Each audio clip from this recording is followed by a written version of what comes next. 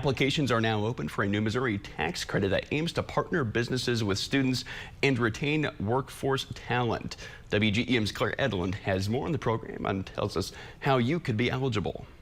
Dylan, the Intern and Apprentice Recruitment Act gives employers within the state a $1,500 reimbursement for taking on interns and apprentices into their workplace.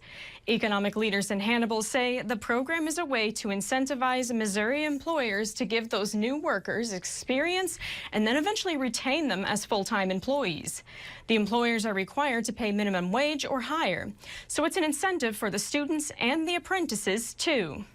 As long as you're an entity registered with the Missouri Secretary of State, you're eligible for this. So, nonprofits can use it, for-profit manufacturing, maybe you're in professional services, you're also open for it as well too.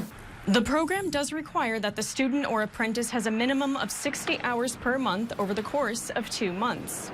The state can award up to $1 million in tax credits with priority given to applicants that have been in business for less than 5 years. Dylan? All right, thank you, Claire. And the application deadline is in November. We have a link to that application plus guidelines on our website, WGEM.com. Well, one of Quincy's